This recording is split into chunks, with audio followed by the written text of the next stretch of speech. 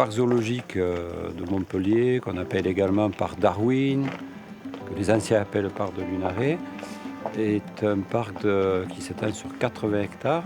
Alors aujourd'hui, c'est un parc qui est géré donc, par la ville de Montpellier, qui est gratuit et qui est géré donc, par une centaine de personnes avec différents corps de métier, des animaliers, un service pédagogique, un service technique, un service administratif et bien sûr un service de surveillance et de sécurité.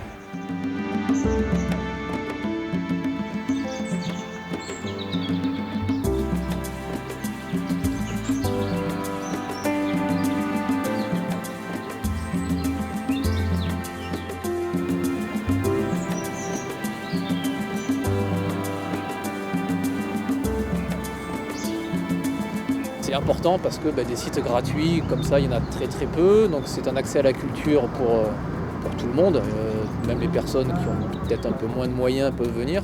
Et au fil des années, c'est devenu la promenade des Montpelliérains qui viennent tous les dimanches promener avec les poussettes. Donc je pense que c'est vraiment ancré dans la ville. Je pense pas que ça puisse être autrement, quoi. C'est vraiment plus qu'un zoo, c'est la promenade des Montpelliérains, c'est leur coin de verdure du dimanche.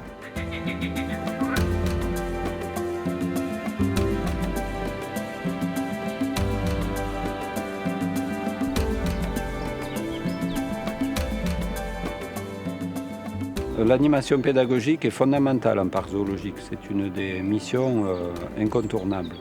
Tous les grands parcs zoologiques ont un service pédagogique. On a un service pédagogique assez important sur Montpellier puisqu'on est 6 personnes. Donc moi-même, plus 4 animateurs plutôt biodiversité locale et biodiversité exotique, plus un animateur autour du rucher. On reçoit des classes et on propose des ateliers où les enfants peuvent participer d'une manière très interactive, des activités pour les centres de loisirs et on fait aussi de nombreuses visites guidées donc pour tout public, pour des groupes constitués ou pour les familles. Et on va faire une visite un petit peu particulière, quelque chose que vous ne faites pas forcément quand vous venez et que vous n'êtes pas accompagné. D'abord parce que j'ai plein de choses à vous montrer dans le sac et il y a certains animaux qu'on va approcher d'un peu plus près. Voilà. Dans des endroits où d'habitude vous n'avez pas le droit d'aller, parce que c'est que ceux qui s'occupent des animaux qui ont le droit d'aller. Voilà à quoi ressemblent des croquettes qu'on donne aux singes. Donc là, ce sont des croquettes à base de bananes. Ça sent la banane? Alors santé, vous pouvez. Ça sent pas trop la banane, pour être honnête. Alors justement, je vous ai ramené un morceau de corne pour que vous voyez de plus près à quoi ça ressemble. Mais exceptionnellement, comme vous êtes super, aujourd'hui, on va avoir le droit d'aller ici. Alors ici, qu'est-ce qu'on a? Non, on n'a pas les lions, on a les girafes. Alors, qu'est-ce qu'elles mangent? Donc dans la nature, qu'est-ce qu'elles mangent les girafes à votre avis? Ah, voilà.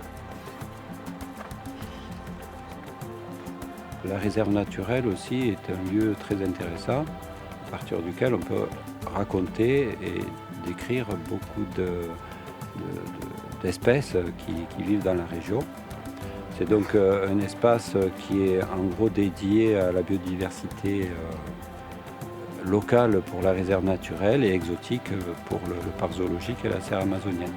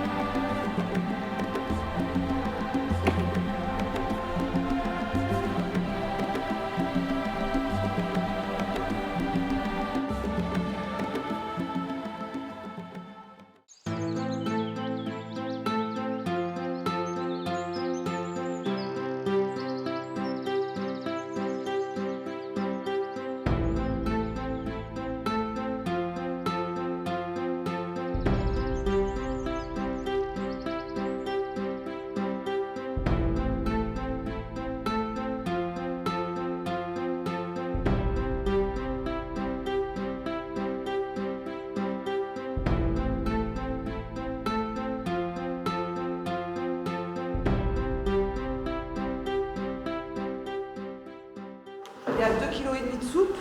C'est un mélange de croquettes céréales.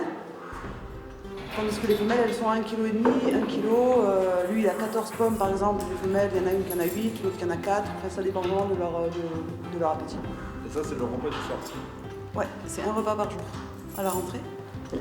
Et après la journée, on leur met des enrichissements alimentaires dans l'enclos.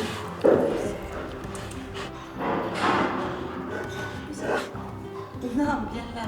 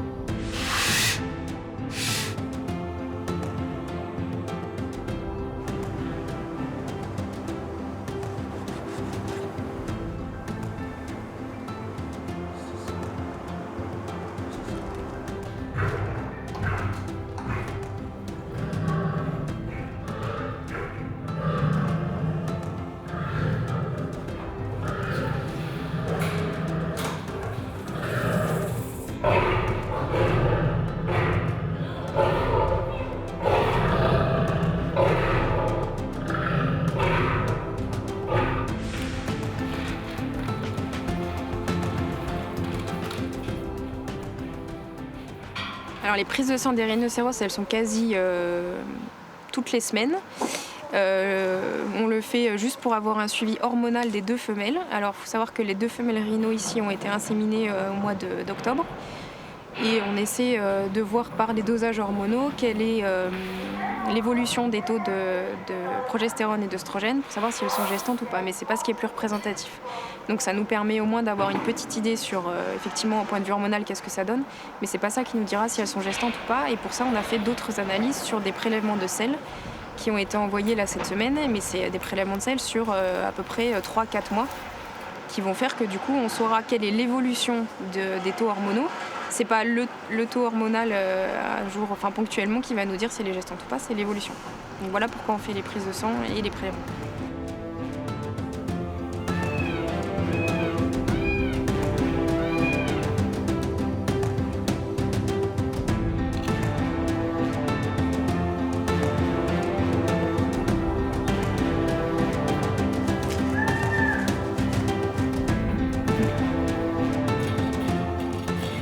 Le zèbre de Hartmann que l'on a vu ce matin en intervention sur les sabots, donc anesthésié, est arrivé chez nous il y a un peu moins d'1 an maintenant. Il avait un problème d'abcès donc sur un des sabots. C'est quelque chose qui arrive pas fréquemment, mais qui est usuel sur les équidés. Là, le problème, c'est que l'abcès a quelque peu dégénéré, donc c'est-à-dire qu'il est allé assez profondément et donc a remanié l'ensemble du sabot.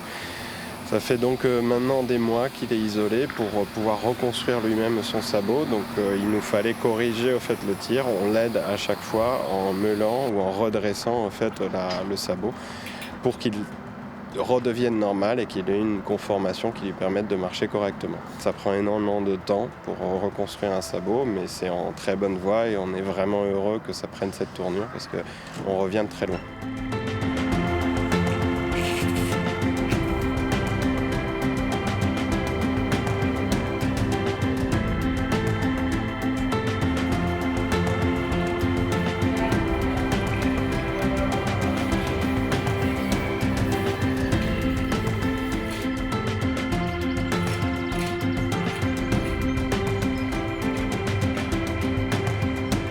Je salue l'ensemble du travail de mes collaborateurs qui sont également interviewés sur ce film. C'est à eux que revient le mérite du travail du parc zoologique. Le zoo ne serait pas ce qu'il est sans le travail de presque une centaine d'agents et de collaborateurs. Moi je suis super fier de bosser ici et je suis fier du boulot de mes gars. Ils sont capables de faire tout et n'importe quoi dans des temps records, dans des conditions complètement paranormales. Ils travaillent sous la pluie, sous la neige et ils font vivre ce parc. Il y a des savoir-faire exceptionnels en termes de serrurerie, en termes d'électricité, ils sont autonomes. C'est un lieu de détente, de balade, c'est un lieu également pour essayer d'appréhender, de mieux connaître les problèmes qui pèsent sur la biodiversité à l'heure actuelle, donc en termes de conservation, in situ, ex situ. Je pense que c'est un très beau outil pour la ville de Montpellier, il faut respecter ce travail-là. Le public n'est pas toujours au rendez-vous dans le respect des animaux, ne serait-ce qu'à jeter des cailloux pour que les animaux bougent ou essayer de taper dans les vitres. Pour faire bouger les animaux, il faut d'abord partir du respect de l'animal, de sa condition captive, malheureusement parce que ce sont des espèces menacées. Donc je tenais à remercier l'ensemble des collaborateurs qui travaillent dans ce parc.